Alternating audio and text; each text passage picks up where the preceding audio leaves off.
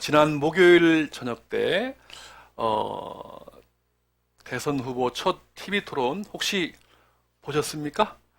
예, 저도 관심 있게 잘 보았습니다. 네, 참 평소에는 이제 개별적으로 선거운동을 하다가요, 네 분이 다 함께 모여서 토론하는 모습 보면서 야 이제 그 각 나라들의 어떤 그 정책과 성향들을 분별할 수 있는 좋은 기회가 되었다. 그렇게 생각이 듭니다.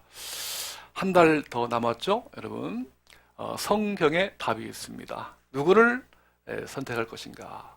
성경의 답이 있습니다. 여러분 계속해서 하나님 말씀 안에서 또 보다가 그리고 기도와 함께 하시면서 정말 하나님 마음에 합한 분이 당선되어서 대한민국의 미래를 이끌어 갈 수 있도록 위하여 여러분 기도하시고 말씀으로 함께 하시길 축복합니다.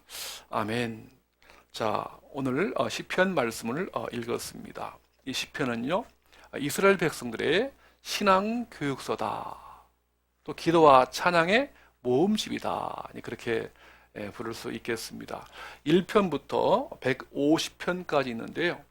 오늘 1편은 마치 그 집에 들어갈 때 이 현관과 같습니다. 그리고 그 현관에 뭐가 있죠? 위에 현판이 있습니다. 예. 그래서 그 현판에 어떤 글씨가 있나 보았더니만 복 있는 사람이다. 같이 합시다. 복 있는 사람. 네, 복 있는 사람. 네, 오늘 설교의 제목이기도 합니다. 자, 복 있는 사람은 과연 누구일까요? 어떤 사람이 복 있는 사람일까요? 네. 오늘 2절 보니까 오직 여호와의 율법을 즐거워하여 어떻게 해요? 그의 율법을 주야로 묵상하는 도다라고 되어 있죠? 예. 복 있는 사람은 율법을 즐거워하고 율법을 주야로 묵상하는 사람이다. 이렇게 말하고 있거든요. 여러분 여기 묵상이라고 하는 것은 원래 그 동물의 울음소리, 또 새들이요 지저귀는 소리, 거기서 이제 그 뜻이 나왔거든요. 그래서 아주 연약한 새들처럼 하나님의 도우심을 간절히 기다리는 모습을 묵상이라고 합니다. 무엇을 묵상할까요? 여기 보니까 율법을 묵상해야 된다. 이 율법이라고 하는 뜻은요, 이 좁게 보면 뭐죠? 모세오경, 토라라고 하는데 창세기, 출애굽기, 레위기, 민수기, 그 다음에 신명기까지 5권의 책을 율법이라고 합니다만, 그러나 좀 더 넓게 본다면 이 5권뿐 아니라 창세기부터 요한계시록까지 66권 전체 성경의 말씀을 가리켜서 율법이다. 그렇게 부를 수 있겠습니다. 자, 그래서 이 복 있는 사람, 아시레이 하위시라고 해가지고 시편에 무려 26번 나오는데요. 근데요, 복 있는 사람들은 하나님 말씀을 가까이 하고 그 율법을 즐거워합니다만, 그와는 달리 그 율법을 멀리 하는 사람이 있어요. 이런 사람들은 뭐라고 하죠? 복 없는 사람이에요. 행복하지 못한 사람이라고요. 자, 그 복 없는 사람들의 특징이요, 오늘 1절에 나와 있죠. 그들은요, 악인들의 꾀를 따릅니다. 죄인들의 길에 서고요.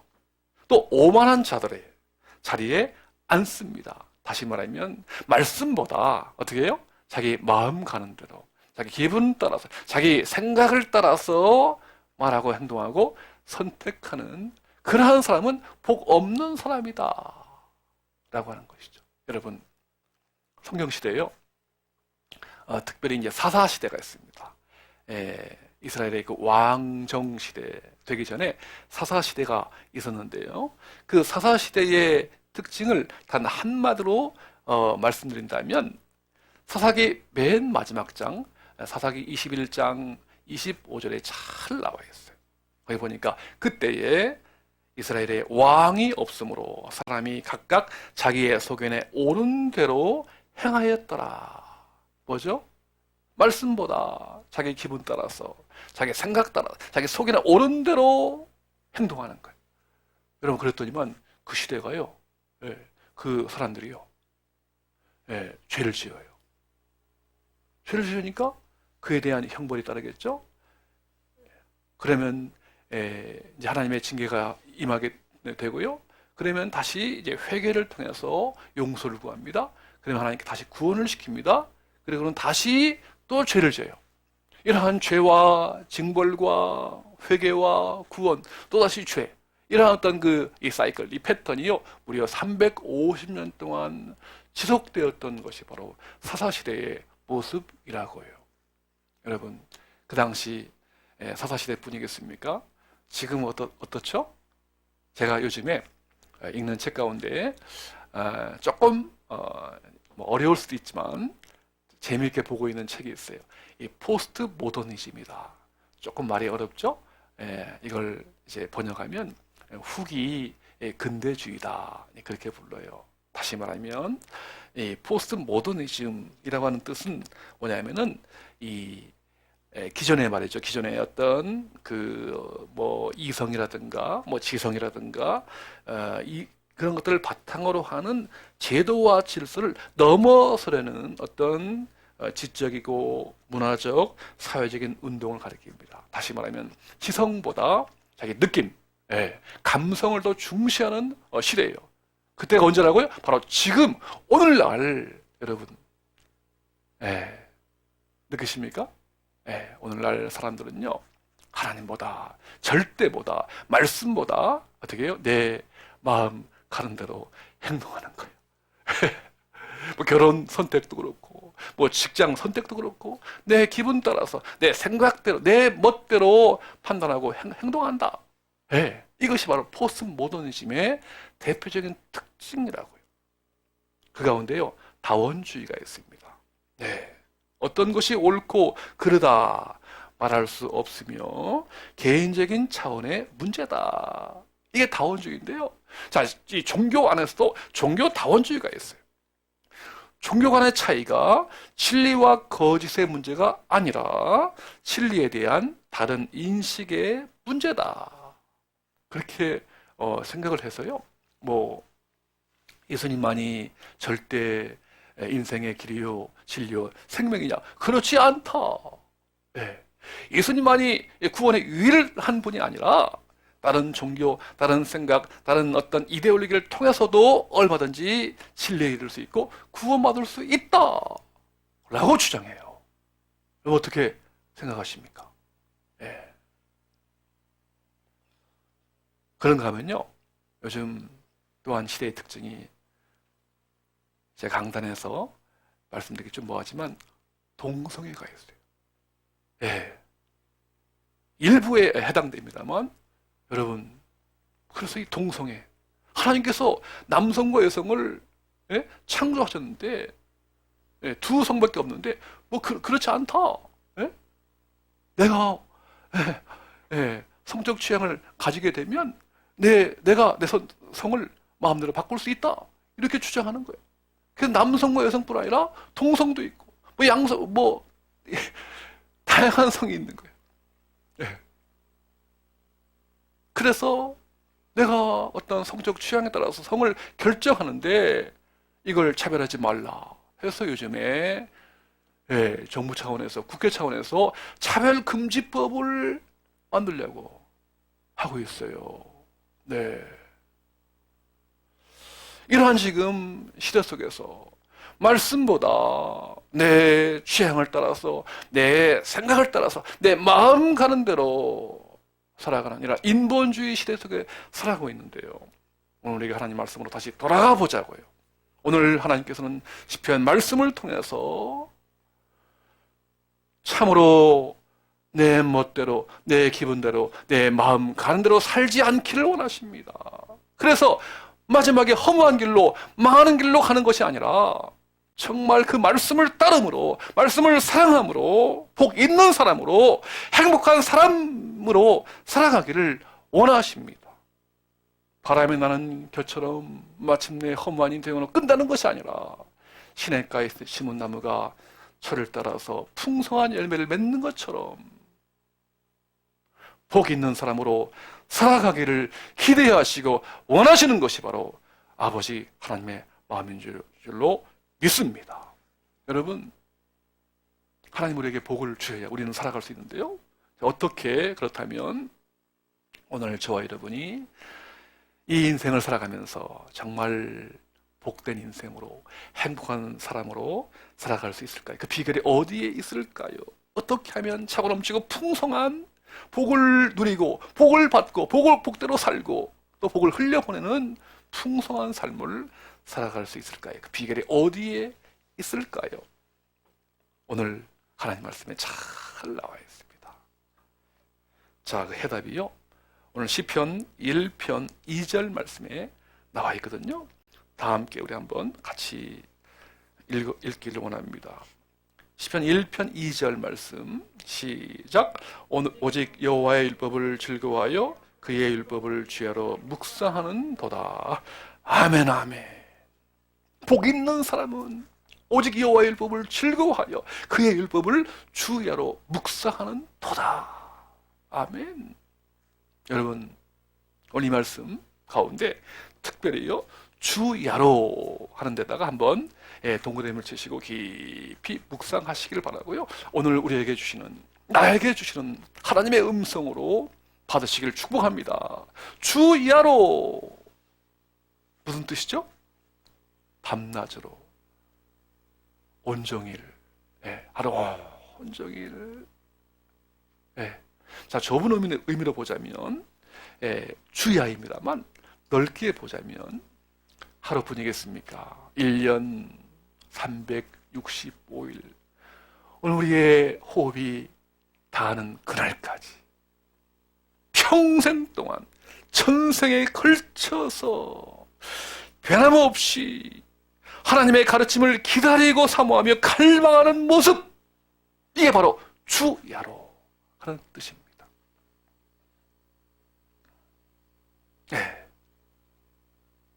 때로 밝은 날이 있겠죠?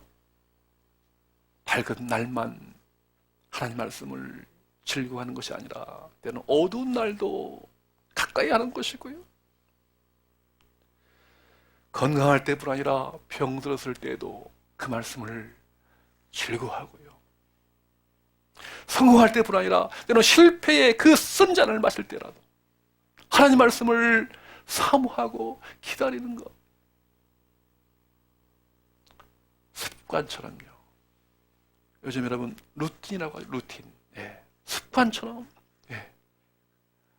그 말씀을 이렇게 가까이 하고 즐거워하고 교제하고 기다리는 거예요. 다른 곳에서 도움을 청하지 않고요. 오직 하나님께 도움을 구하는 사람, 이런 사람이 바로 복이 있는 사람인 줄로 믿으시길 주의 이름으로 축원합니다. 아멘. 여러분, 우리 예수님도요, 특별히 공생애 3년 동안 사시면서, 야, 여러분, 우리 주님 한번 일과를 한번 제가 한번 말씀드려 볼게요. 마가복음 1장 그 29절부터 35절에 보니까 우리 예수님의 일상에 대해서 나오고 있거든요. 안식일 아침입니다. 다 함께 회당에 모여서요, 모인 자리에서 우리 예수님이 가르치십니다. 하나님 말씀을 잘 가르치셨고요. 또 오후에는 예수님의 제자 베드로, 그의 장모가 열병으로 고통을 당하고 계시는 겁니다. 여러분, 열병 아시죠? 과거에 저희 어머님도 열병 앓았어요. 장티푸스라고 하죠? 와, 무서운 병이래요. 막 머리가 열이 나니까 머리가 다 빠져요. 죽다 살아나셨어요. 이 베드로의 장모가 열병에 걸린 거예요. 얼마나 참 힘들었을까. 예수님이 신방하십니다. 오후에 안수하시고 예수님의 이름으로 그 병을 고쳐주세요. 그리고요, 저녁 때가 되었어요. 쉬셔야 되는데 쉬지 못하고 많은 병자들이 또 예수님 곁으로 오는 거예요. 귀신 들린 자, 고통받는 자, 병자들이 또 와서요. 예수님은 그 한 사람 한 사람에게 다 다가가서 불쌍히 여기시고 병을 고쳐주시고 귀신을 쫓아내주시고, 네, 얼마나 참 피곤하셨겠어요, 그죠? 네. 근데요, 정말 여러분, 이게 이 병을 고치고요, 이 문제를 해결한다는 그 차원이 그냥 이 어떤 보통을 해서 안 되죠. 아주 그냥 진을 빠실 정도로, 예, 그렇게 수고를 해야 되거든요. 얼마나 참 우리 예수님이 힘드시고 피곤하셨을까. 근데 마가복음 1장 35절에 보니까, 예, 그렇게 나와 있더라고요. 한번 여러분 한번 같이 보실까요? 예, 마가복음 1장 35절, 그렇게 피곤하신데도, 자, 다 함께 시작. 새벽 아직도 밝기 전에 예수께서 일어나 나가 한적한 곳으로 가사 거기서 기도하시더니, 아멘, 아멘. 그렇게 피곤하시고 정말 참으로 골아 떨어질 만한 그러한 우리 예수님이신데도 새벽에 일어나셨어요. 조용한 곳에 가셔서 하나님과 교제하고 하나님께 기도하고 하나님 말씀을 묵상하는 그러한 삶을 사신 거예요. 여러분, 우리 예수님 습관이라고요, 습관. 이게 하루만이 아니라 1년 365일 내내, 공생애 내내 매일같이 습관처럼 그렇게 말씀을 묵상하는 삶을 사신 겁니다.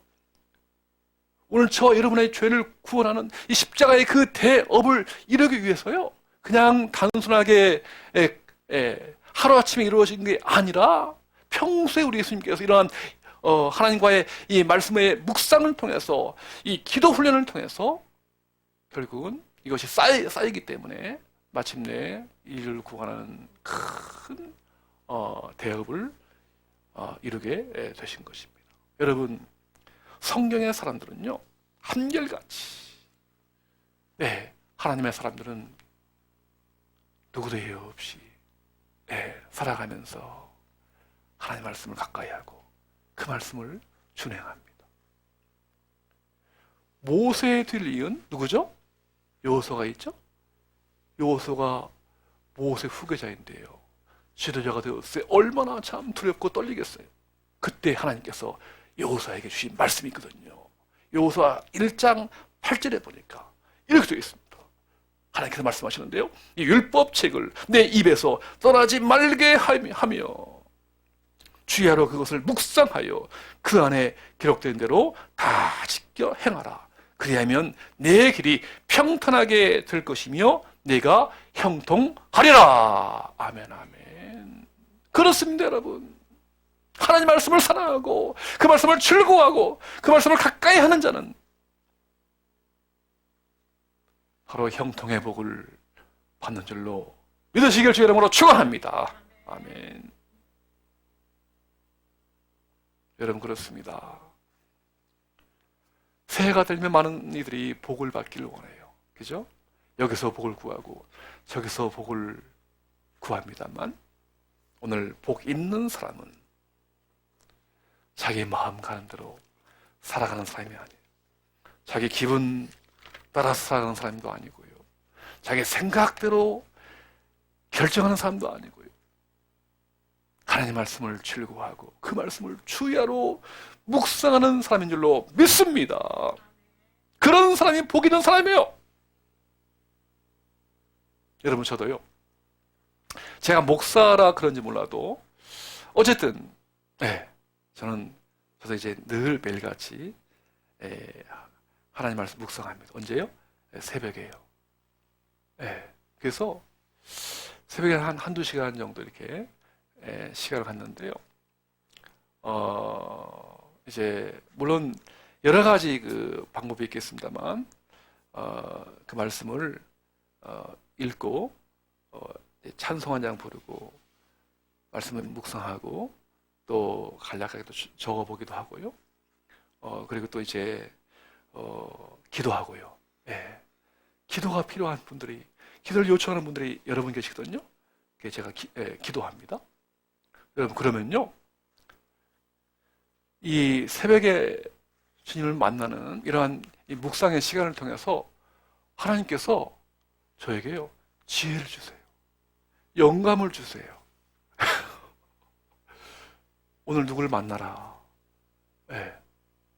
또 누구의 도움을 주어라. 또 어떤 고민이 있을 때 그걸 이제 기도하게 하시고요. 아무튼 그 새벽에 하나님과의 만남의 시간을 통해서 지혜, 영감, 아이디어, 그러한 어떤 삶의 어떤 그 방향, 이런 것들을 저에게 부어주세요. 저뿐입니까? 오늘 여러분, 이 큐티라고 해서 하나님 말씀을 사랑하고 묵상하는 분들이 참 많이 계시는데요. 여러분 가운데도 이제 큐티를 하시는 분들이 계시겠습니다만, 제가 이 시간 간략하게 다시 한번 정리해서 말씀 나누기를 원합니다. 여러분, 말씀을 묵상하는 그 방법에는 다양한 길이 있죠. 뭐 성경을 통독할 수도 있고, 뭐 예배를 통할 수도 있고, 다 있습니다만, 이 큐티가 있어요. 보통 이제 콰이어 타임이라고 하죠. 경건의, 원래 이제 지게 가면 조용한 시간이다. 그렇지만 좀 더 번역하면 이 경건의 시간, 하나님 만나는 시간, 하나님과 교제하는 시간이에요. 그래서 나름대로 이제 시간을 정하고요, 또 장소를 정합니다. 그리고는 찬송을 부르고, 그 다음에 한 단락, 긴 구절이 아니라 한 단락, 짤막한 한 본문을 선택해서 그 말씀을 묵상합니다. 그러면 반드시 하나님께서 우리에게 주시는 그 메시지가 있거든요. 그러면 그것을 한번 기록해보고, 또 그 말씀을 삶 속에 한번 어떻게 적용하고 실천할 것인가 또 기록해보기도 하고요. 또 그 말씀 바탕으로 해서 나를 위한 기도, 남을 위한 기도를 또 합니다. 네. 이렇게, 이것이 이제 큐티이거든요. 여러분 잘 안 되시면 여기 이제 이번에 큐티인이라고 저희에게서 이제 하고 있는데요. 이제 이런 큐티인 책이 있죠. 그래서 여기 따라서 잘 나와 있기 때문에 이 말씀을 읽고 또 기도하고 은혜 받고 그러면 얼마나 참 좋은지 몰라요.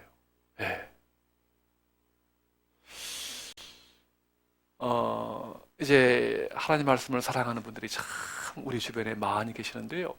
여러분, 조배숙 변호사님을 혹시 아십니까? 이분이 과거에 국회의원도 4번 하셨어요. 또 뭐 판사 생활도 하셨고, 지금은 이제 복음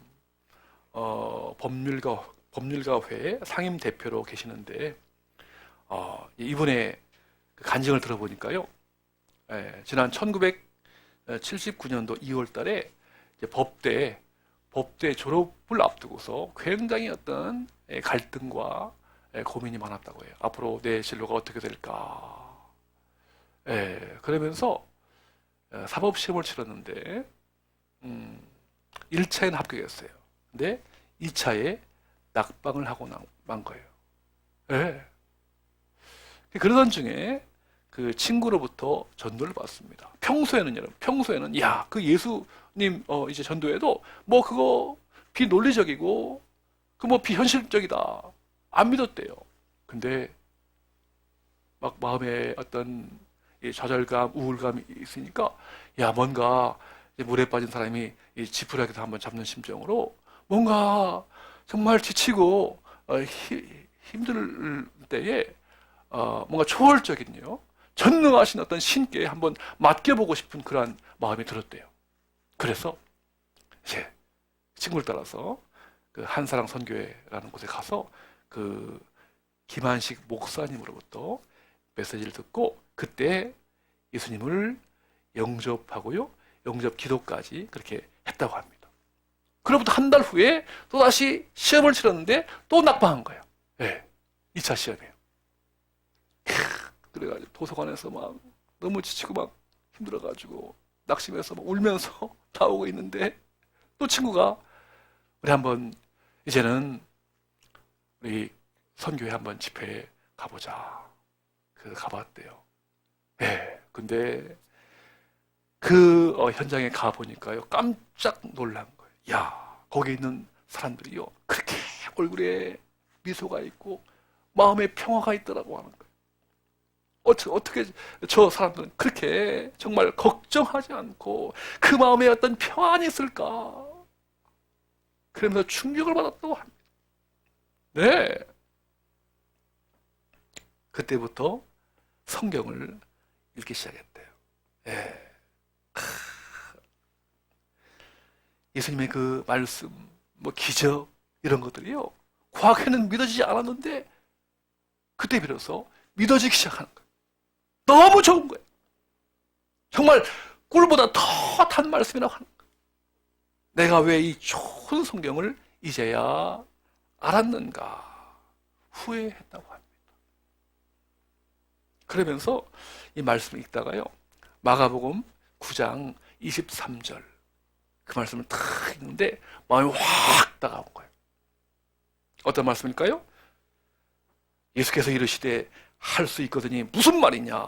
믿는 자에게는 능히 하지 못할 일이 없느니라. 이 말씀을 읽다가 이건 나에게 주시는 하나님의 능력의 말씀이다.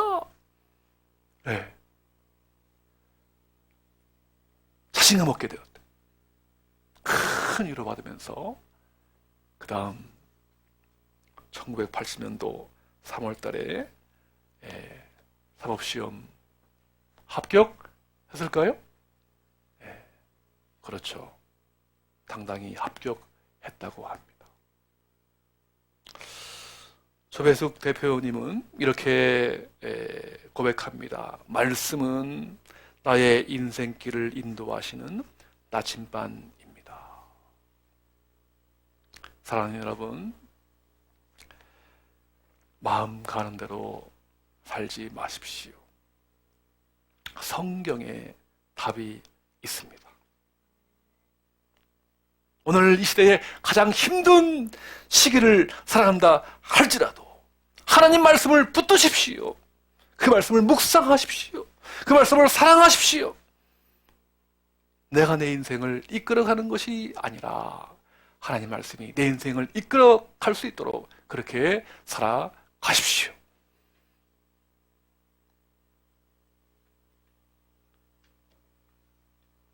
복 있는 사람, 행복한 사람으로 살아가시는 오늘 저와 여러분의 인생이 되시기를 주님의 이름으로 축원합니다.